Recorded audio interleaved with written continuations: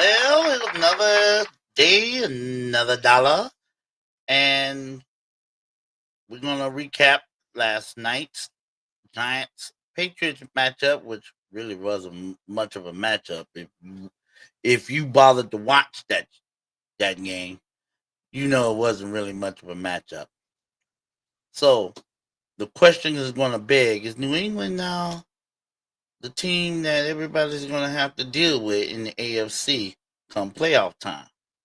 Are they the real deal? We'll discuss that. Plus, college football playoff rankings will be coming out tonight. We're going to discuss Texas since everybody seems to want to discuss whether Texas should be in, should they be out, if they get in, who should be left out. We're going to go into all that, and I'm going to give you my 2 cents of what I think should happen with Texas. And it is Top 5 Tuesday. I will give you my latest rankings in the NFL, my top 5 NFL teams. And for the last time this season, I will give you my top 5 college football teams. We're going to get into all that today, right here in the Total Sports Ozone.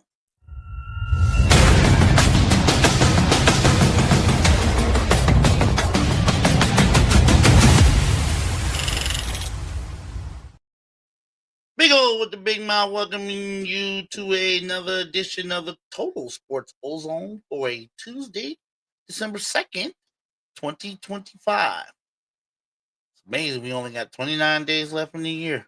Wow. Where did the time go? Let's get into it. Last night, Monday Night Football, Patriots, Giants, and it really wasn't much of a contest. The Patriots jumped, and I mean, they literally jumped on the Giants in the first quarter. Went out to a 17-0 lead before the Giants even blinked twice. Had a 30-7 lead at the half, and then they just cruised on in there and let the defense take over and cruised home to a pretty easy 33-15 victory over the New York Giants, which bumps New England's record to 11-2, and they are currently on a 10-game winning streak. So, question begs.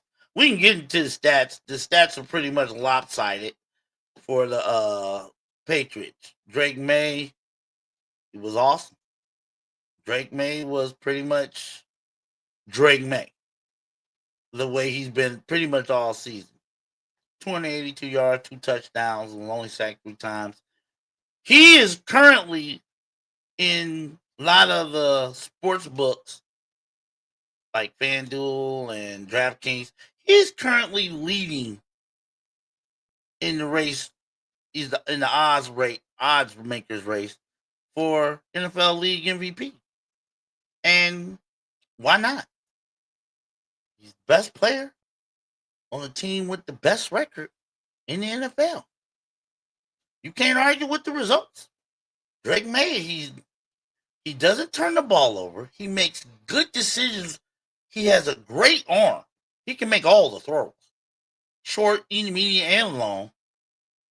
And he's not selfish. He doesn't zero in on just one receiver. He lets everybody eat.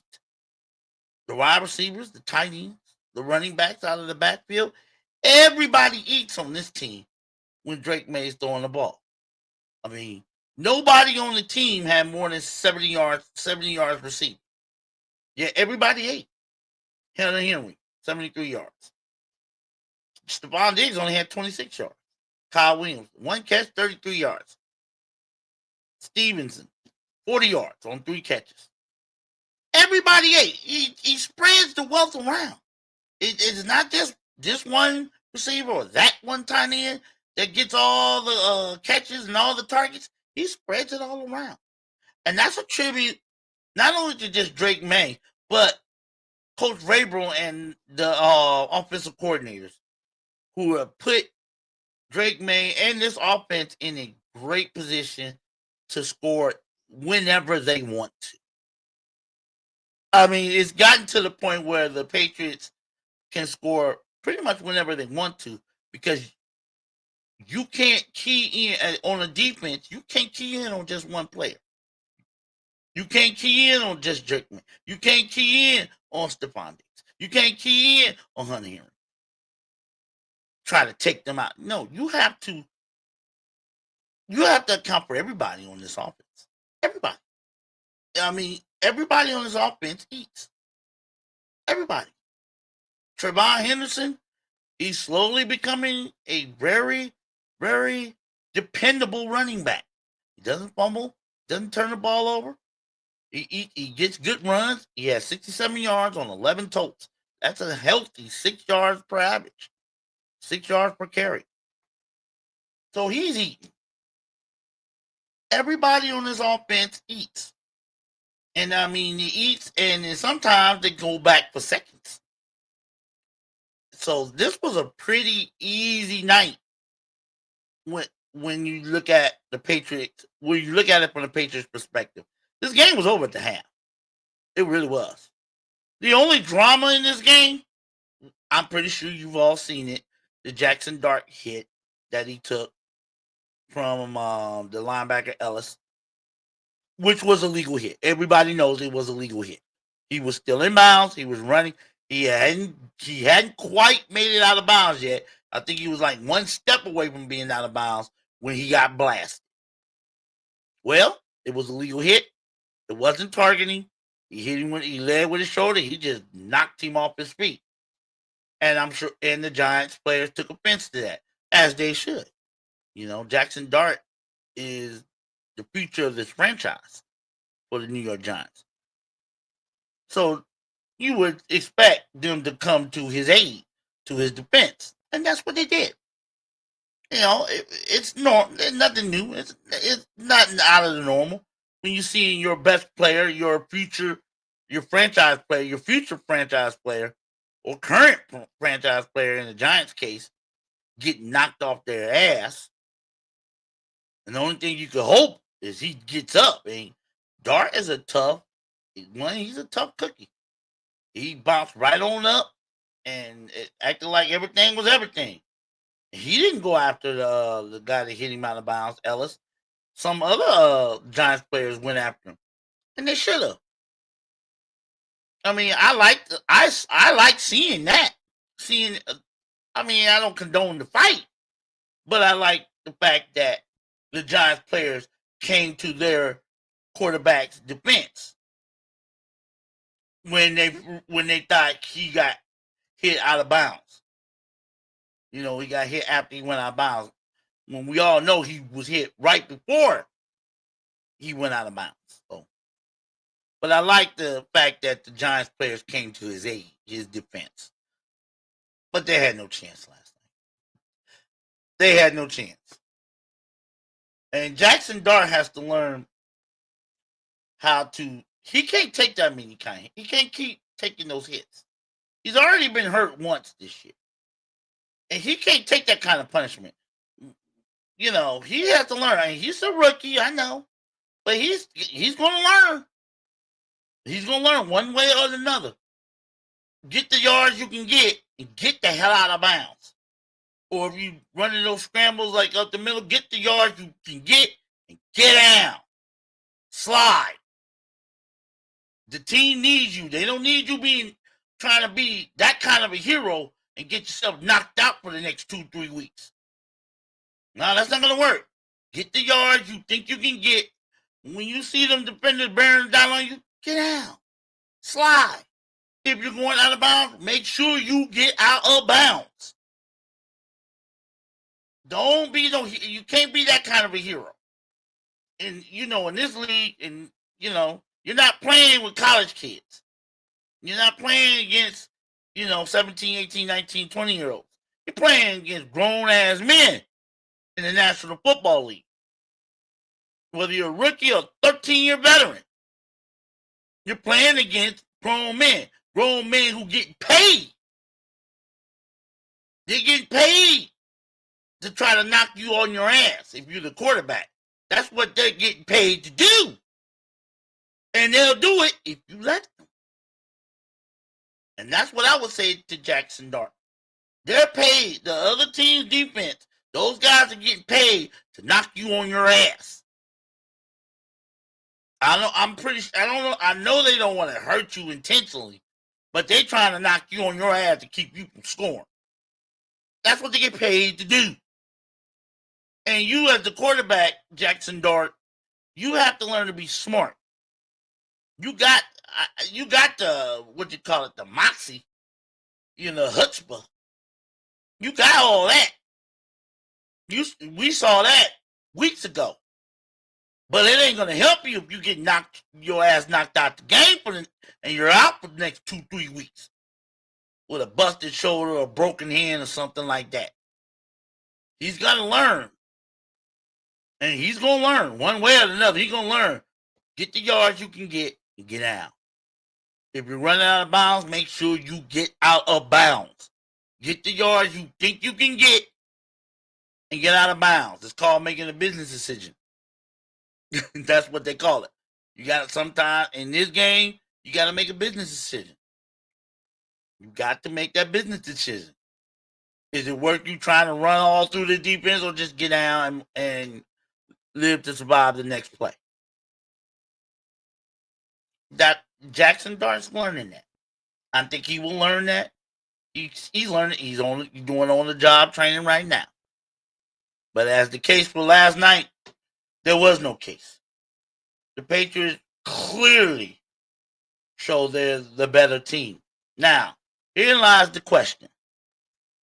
At 11-2, Patriots own the best record in the AFC. But are we really sold? Are you really sold?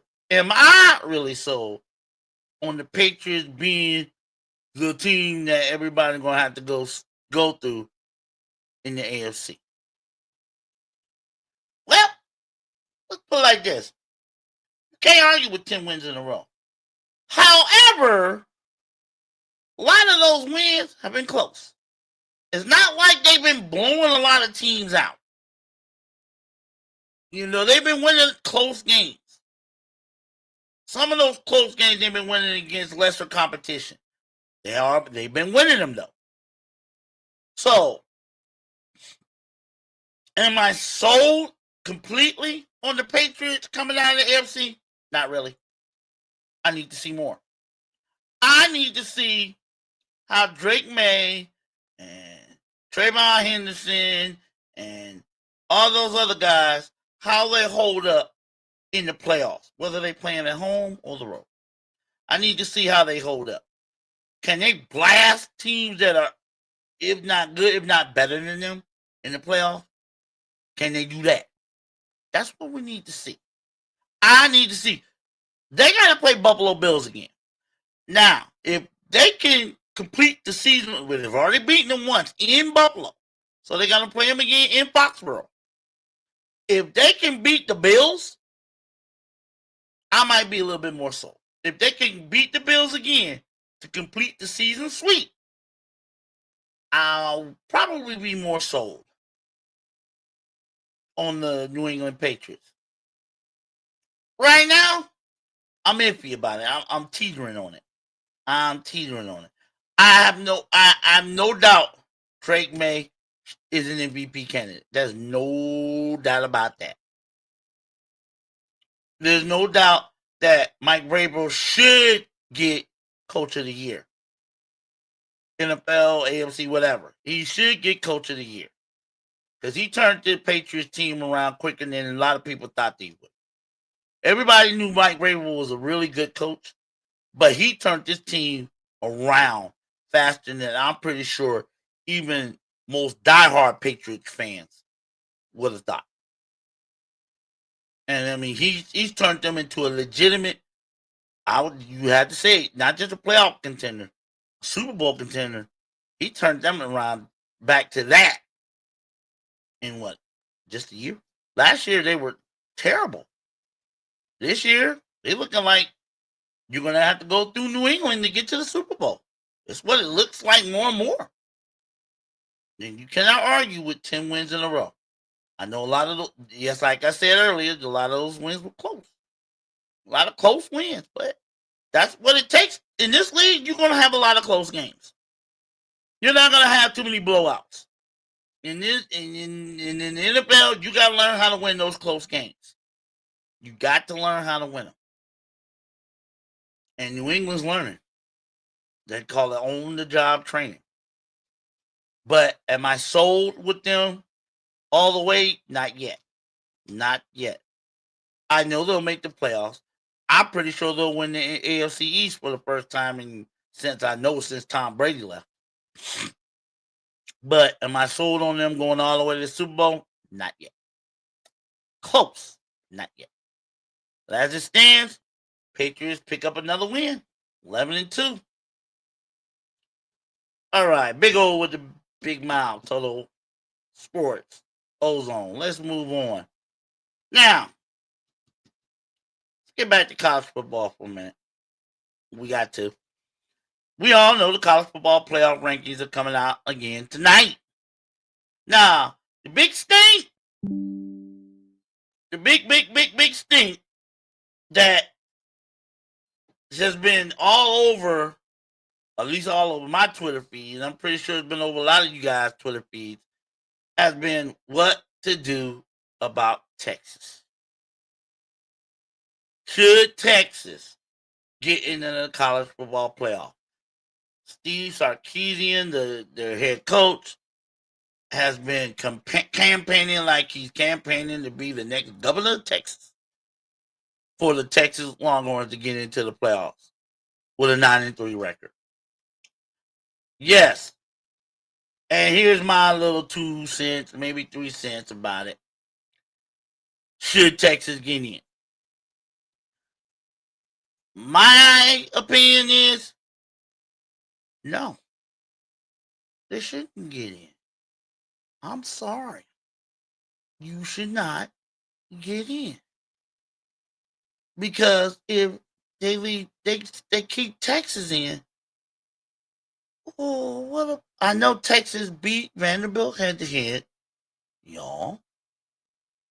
I know Texas beat Texas A&M, y'all. I know Texas beat a couple other teams, top 10, whatever, y'all. But you can't ignore the losses.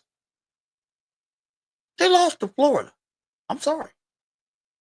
Now, a lot of the Texas fans and Sarkisian is under this belief that the College Football Playoff Committee is punishing Texas for playing Ohio State first game of the season. Why would you think that? Why would you think you would be punished for playing who is now the number 1 team in the country and only losing by 7 points? Why would you think that the committee is punishing you for that loss when you lost to Florida? 4-8 Florida. That's the loss that's holding you back right now. Texas, Steve Sarkisian, all the Longhorns fans. It is not the Ohio State loss. For starters, that was the first game of the season. Yeah, Texas came in preseason ranked number 1. And their first game was on the road against the defending national champions. Yes, they outgained Ohio State in that game by about 200 yards. And yes, they only lost by 1 score. So why would you think that the committee will put more weight on that loss to keep you out of the playoffs when you lost to Florida? That's what the committee is saying. You played the number 1 team in the country, Ohio State, defending national champions. You played them about as close as any team has played them all season long. They're not going to punish you for that. No team has been closer to Ohio State than you guys were. Then why the hell did you lose to Florida? That's what the committee's saying. In my opinion, that's what the committee's looking at. If you play the defending national champions on the road that close, a game that if plays here, play there, you probably could have won it. If you play that team, who's been the number one team in the country ever since they beat y'all, if you play that team that close, how the hell you lay an egg against Florida? 4-8 Florida. How the hell you lay an egg against them? Hell, Florida State beat them. Tennessee beat them. Bunch of teams are beating Florida. That's why they have 8 losses. How the hell did you lose to them? That's what you get. Forget the Georgia loss. That just got blasted. It was a bad day. Now, if you had not lost to Florida, I would make the case for y'all to get in. 10-2 with 3 wins against top 10 teams? Yeah. Hell yeah. They should be in. Hell yeah. And you played the number one team in the country closer than any other team they played all year? Hell yeah, you should get in. But you lost to Florida. Sorry. In my eyes, in my opinion, that is the disqualifier for the Texas Longhorns. You lost to a very bad team. A team that isn't even bowl eligible. You have 3 losses. 2 of those losses are against eventual college football playoff teams. And your third loss is to a team that isn't even bowl eligible. That's a disqualifier. Sorry. I don't care how good you've been playing lately. I don't care. If you are a college football playoff national championship contending team that you say you are, you beat the team you're supposed to beat. And then I don't care if it's home or on the road, on the moon, in Timbuktu, on the other side of the Alaskan mountains. I don't care. If you are the team you say you are, a national title contender, and should be in the college football playoff, you're supposed to beat teams like Florida. I mean, you're supposed to beat the hell out of them. Since he did, they ain't going to the playoff. Florida State did. They about as bad as Florida.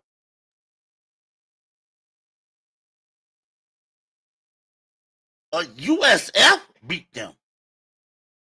USF beat Florida in the swamp. So you got Texas Longhorns. Y'all should have been kicking the Florida Gators' ass in the swamp. But you didn't. You didn't. That's what the committee's looking at. You didn't beat the teams you're supposed to beat.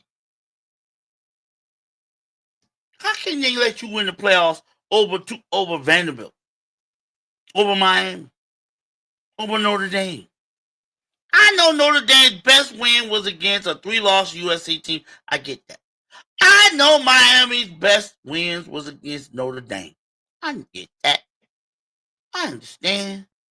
But they only lost 2 games. You lost 3. And that is that middle loss.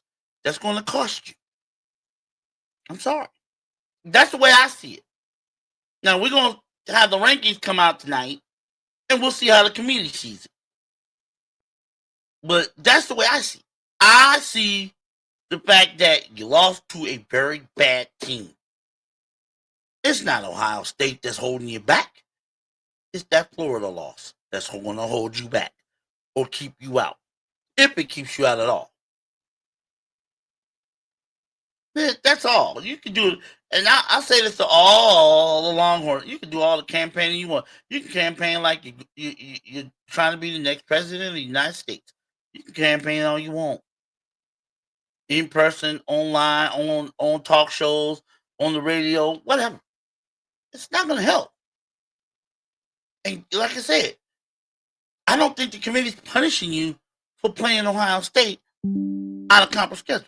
I don't think they are. I don't think so. I honestly don't think so. You're being punished. In my eyes, you're being punished for losing to Florida. There is a discussion right there. That's how it is to me. How do you guys think? Is Texas being punished for playing Ohio State, or is it because they lost to Florida? I'd love to know what you think. Drop a comment. Don't forget to click the like and subscribe because I really would appreciate it. I do this every day, and I do this for y'all.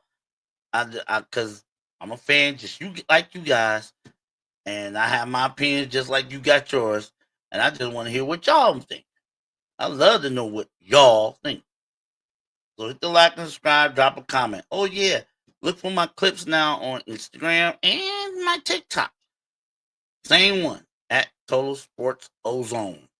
I'm posting clips, my show on my Instagram, my new Instagram, and my new TikTok. They're both same tag at Total Sports Ozone. All one word. Look for them. Let's move on. Now, real quick, we're gonna look at who I think should be in. Real quick, who I think should be in based on conference. All right, and I know the ACC is gonna be wild, but we'll start with the SEC. The teams I believe should be in, no matter what happens this weekend in the conference championship games or whatever. Here's other teams I believe should be in and lock them down. Georgia, the Georgia Bulldogs, Alabama, Ole Miss. Yes, Ole Miss deserves to be in, even though Lane Kiffin is no longer coaching them.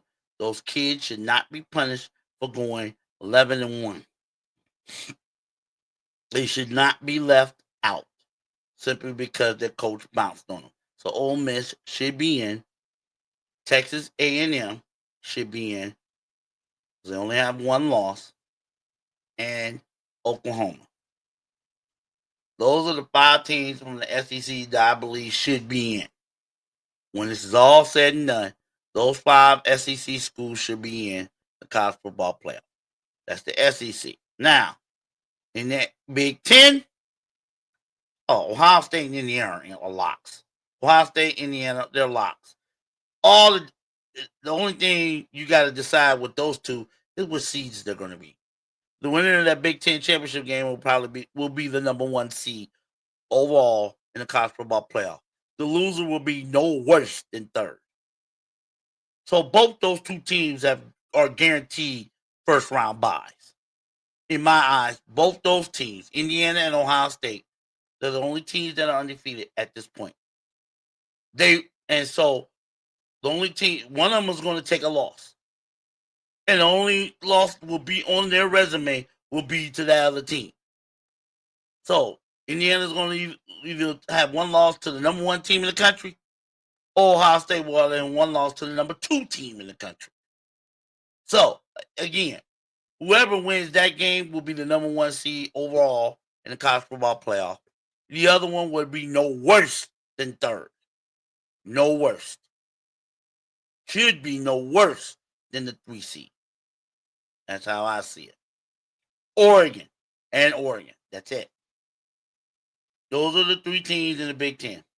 Indiana, Ohio State, Oregon. That's 8 spots.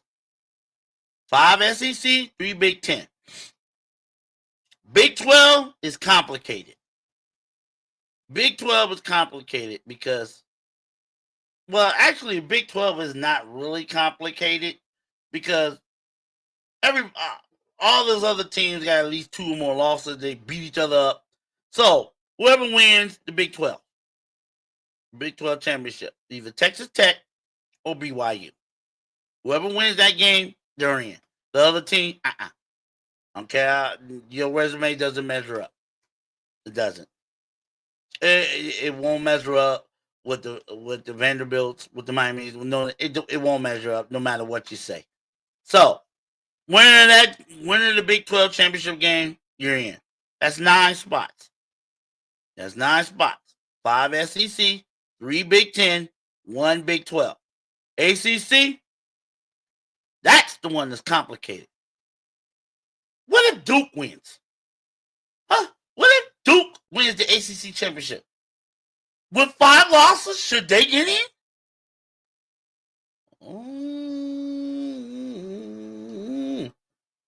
I don't think so. I don't think so. There's no way Duke, even if they do, because of all these little weird, funky tiebreakers, they are playing in the ACC championship game. But they have 5 losses. There's no way they should be in. I don't care if they do win this game. So, in my eyes, in the ACC, only one team should get in. So, in my eyes, if Virginia wins the ACC championship as the highest ranking ACC conference champ, as the highest ranking one, they should get in. If Virginia wins, if Virginia loses, Miami should get in. That's right. If Virginia loses, Miami should get in. So, Virginia is playing for their destiny, in my eyes. If they win, they should be in. If they lose, it should be Miami. So that's 10. That leaves 2 at larges. Well, actually, Notre Dame's going to get in, and they should get in. They've only lost 2 games, and they've been blitzing teams lately, so they definitely should get in. And the highest ranking group of 5, which is going to be whoever wins between Tulane and North Texas, in my opinion. Whoever wins that conference championship game between Tulane and North Texas should get in.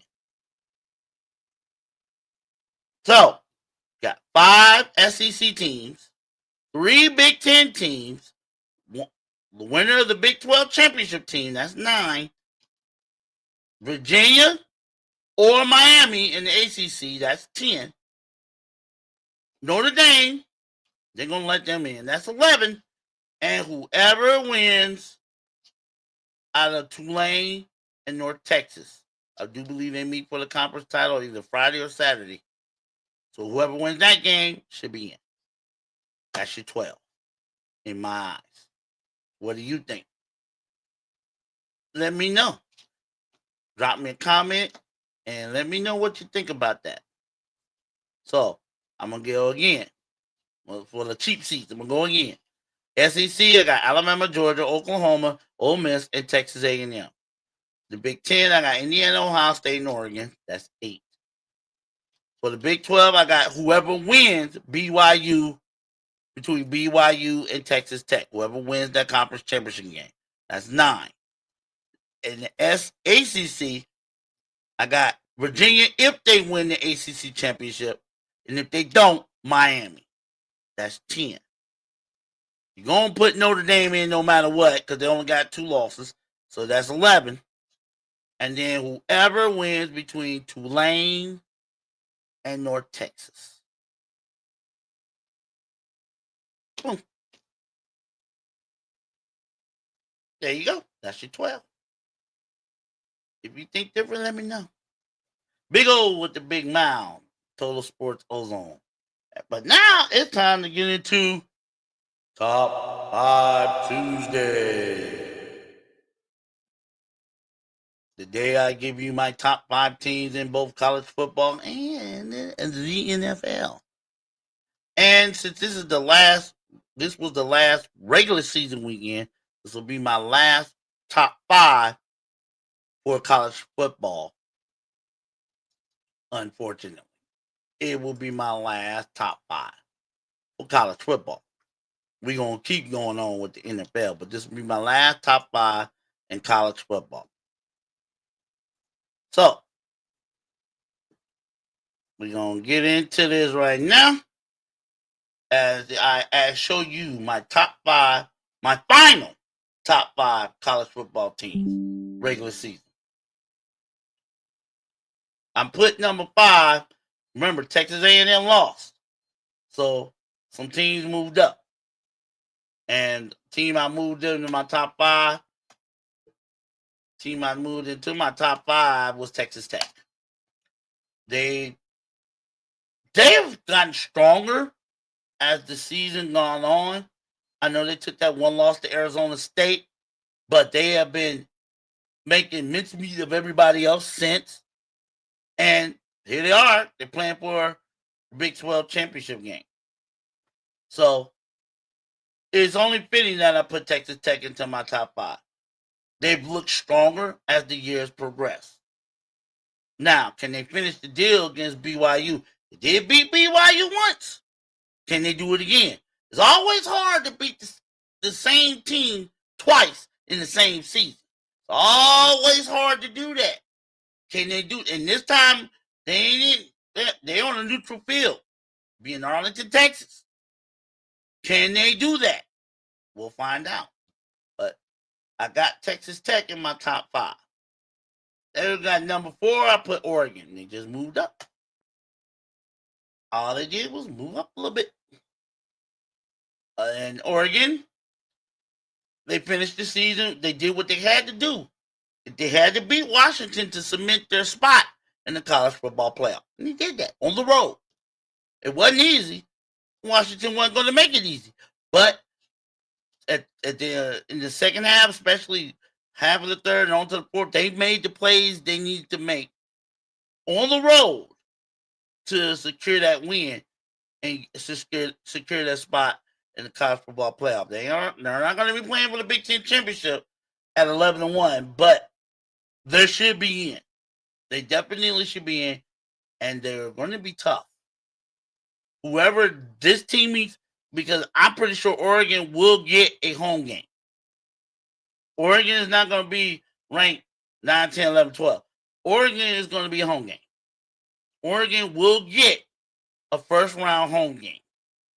And woo, having to play that team the way they've been playing in Eugene, especially at night. And I'm pretty sure if the Oregon has to play a home playoff game, it's going to be at night. And Austin Stadium at night is crazy. You got to see it to believe it.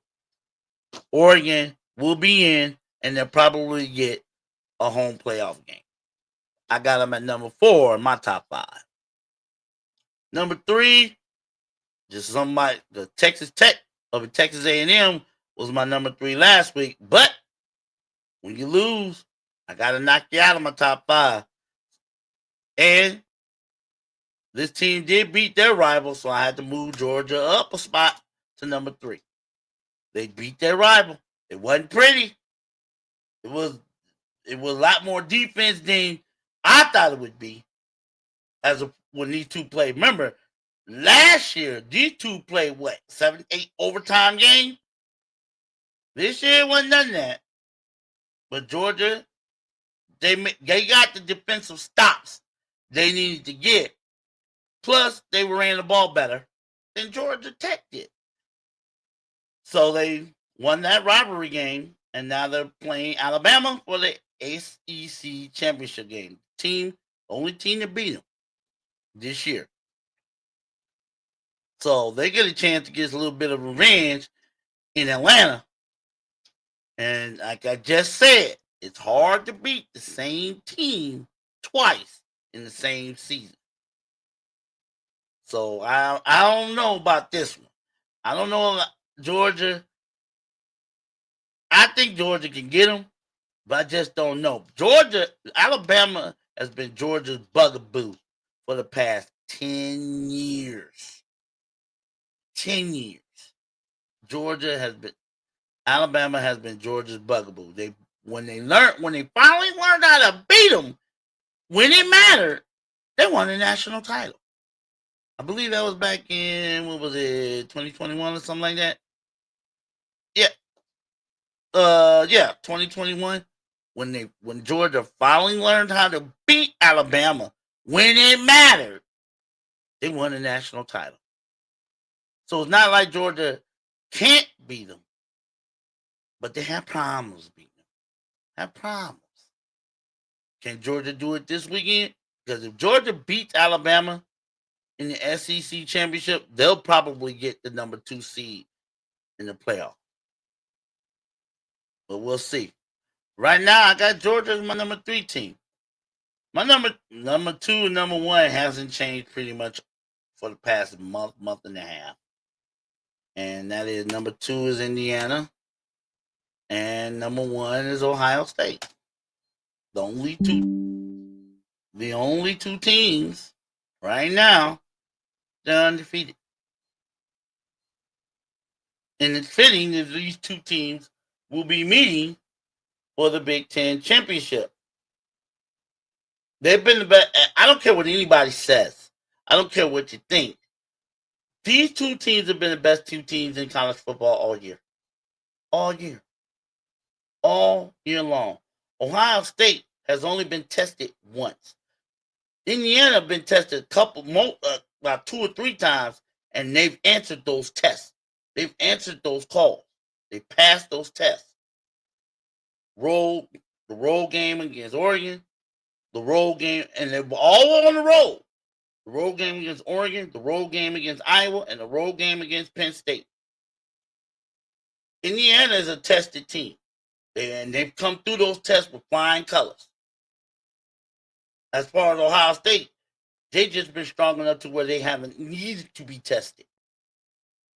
You thought they were going to get tested by Michigan over the weekend. Well, it started off dicey at the beginning, but once Ohio State got their footing on them, there wasn't even a game. Michigan had no chance. They really didn't have any chance. Ohio State showed how strong they are on both sides of the ball. They held Michigan out of the end zone. Forget the offense. They held Michigan out of the end zone for the first time in 11 years. First time in 11 years, Michigan did not score a touchdown in a game. That's all you need to say that's all that needs to be said about Ohio State's defense. It's trending on being a historic defense. We'll see how this all plays out in the Big Ten championship game and in the college football playoff. See what their defense can do against. I mean, let's face it, Ohio State's not playing no more chumps. They're not playing no more unranked teams. They ain't playing our little sisters of the poor university for the blind. No. From here on, they're playing ranked teams. From here on out. Now, they've already beat one ranked team on the road. But that was a rivalry. This year, there's no more rivalry games. These are all just teams that are deserving to be where they at. And I don't know if they're just as good or worse than Ohio State, but we'll find out. We'll find out once and for all, starting this weekend, if Ohio State is truly the best team in the country. But for for this week, after what they did to Michigan on the road, exercising that 4-year demon, I got to keep Ohio State number 1. Now, this could change. Well, this is my last one, but it's very well possibility that Indiana could beat Ohio State in the playoffs. They're that good. I give them that. Indiana is that good. But Ohio State could be that much better. We'll find out this weekend.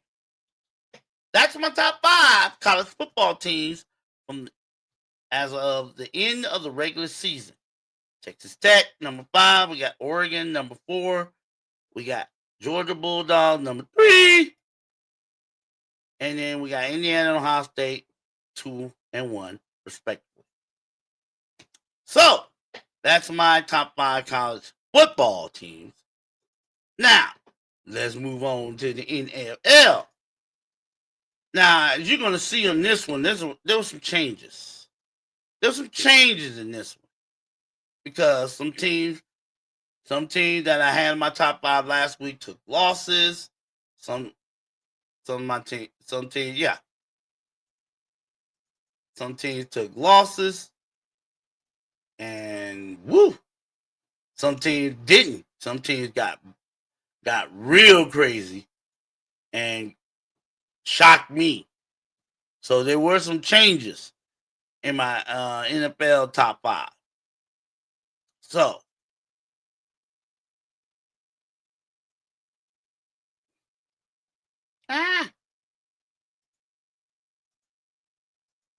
one second. We're going to get this right.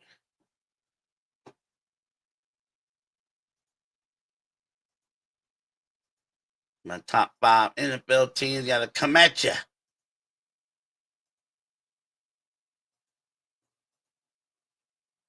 So here's my top 5 NFL teams as of week 13. Now, like I said, there's some changes to this because a couple of my top 5 teams took losses. Like in the Indianapolis Colts, Rams, they took losses last week. So for this week, I got my number 5 team. I held the Rams into my top 5, even though they took a loss on the road to the Panthers. I still believe they're the strongest. They have the strongest offense, and their defense is top 10. But they need to learn how to hang on to the ball. I believe that's why they lost to Carolina Panthers. Lost the ball. They didn't hang on to the ball. They got to hang on to the ball. They got to hang on to the ball. And that's why they lost to the Panthers. I'm still going to keep them in my top 5 because I still believe in Stafford. Still believe in Couture. And did y'all see that catch Couture made in that game against the Panthers? I mean, it was crazy. Running down, and he's with the defender on his left, and he's pushing off the defender, trying to hold him off, and he snags it like this with his right hand. And the ball never hit the ground. Unbelievable. Unbelievable. That Couture dude, I'm telling you, he's going to win Offensive Player of the Year one day. I guarantee he will win Offensive Player of the Year one day. I'm sold on that. But I slipped the Rams down. I had them at 1 last week. I had to slip them down to 5. Hey, you got to go down a little bit when you take a loss. So, I put number 4. Got a new entry into my top 5 for the first time all year. And I had to put them in there. After what this team did over the weekend, on Friday, I had to put the Chicago Bears into my top 5. I had to. When you can go to Philly and punk and bully them the way the Bears did, you're going to be in my top 5. You're going to be in my top 5. Especially if your record is way above 500 like the Bears is. And you go to Philly, the defending Super Bowl champions, and you run all over, under, and around and through them like they did, how can I not put them in my top 5? I mean, they punked and bullied the Philadelphia Eagles in their house to the likes of which I hadn't seen in decades. I haven't seen the Eagles get that bullied and ran over in their own house in decades. Probably since I was a teenager. And the Bears did that. Almost 300 yards rushing. 2 running backs with over 100 yards and a touchdown each. They didn't even need to throw the ball that much. They didn't. Just hand the ball off and let those running backs eat. And they ate real good, and they was asking for seconds, thirds, and fourths. So I have to put the Bears. And that defense is coming along. The defense is coming along. It ain't there yet, but it's coming along. It did what it needed to do against the Eagles. It kept them out of the end zone long enough for the Bears to keep running that ball the way they needed to. So I had to put the Bears in my top 5. Number 4. I got number 3. I'm going to keep the Denver Broncos right where they at. Little escape win against the Commanders keeps them right there. And that's Denver's MO. Modus operandi. They win in the close games. They win in that. I think, if I'm not mistaken, 8 of their 10 wins have been one score or less. Within one touchdown or less. 8 of their 10 wins have been that close, within one score. But that's what championship teams know how to do. They win those close games. As we all know, in the NFL, not every game is a blowout. Not every game is going to be a blowout. So, got to learn how to win those close games. And that's what the Broncos have done all year long. I keep them number 3 in my top 5. And that means number 2 will go to the New England Patriots. I would have put them higher. I would have put them at number 1 had they beat somebody relevant last night. If they had beaten like the Ravens or the Chiefs, the Bills, even the Pittsburgh Steelers, the way they beat the Giants last night, I would have bumped them right up to number 1. But this is the Giants. The Giants are a mess. I mean, they're trying, but they're a mess. They ain't ready. They're not really going to pose much of a challenge to anyone when they go on the road. They're just not. Not anymore, at least. I think that I'm not going to say this team is tanking, but they just don't have the horses with, and they've been hurt. So I give New England most credit for taking care of business, doing what they're supposed to do, and getting their 10th win in a row. That's why I kept them at number 2. But I can't put them at number 1 simply because competition. So my number 1 team this week in my top 5 will be the Seattle Seahawks. They're destroying teams. Really. You go, especially at home. I think they only lost once on the road, but they lost twice at home. They've lost 3 games. And they've lost 3 games by a grand total of 9 points. They lost to Tampa Bay, they lost to the Rams, they lost to the 49ers by a grand total of 9 points. And everybody else, everybody else, they bombed. They bombed the Cardinals. They bombed the Saints. They bombed the Vikings. They bombing teams. At home and on the road. They bombed the Steelers in Pittsburgh. Remember? Yeah. They did that. The Seahawks got a tough defense. And with Darnold, and who I think should be definitely be a nominee for NFL Offensive Player of the Year, Jackson Smith in Jigba. That's right. Best wide receiver in the game, and it's not even close right now. Plus, that defense is relentless, and they go after QBs, and now they're getting turnovers. I had to put Seattle over New England based on Seattle's level of competition. It's been a little bit better than New England's, even though New England has won 10 in a row. Their level of competition has been, let's just say, wishy-washy. Atlanta, the Jets, the Giants, it's wishy-washy. New Orleans, some bottom feeders in the NFL. Seattle was beating tough teams. Some teams, they beating tough teams. They went on the road, beat Pittsburgh, beat Jacksonville. They've been beating teams that are either right now holding on to a playoff spot or right close, and it's 9-3.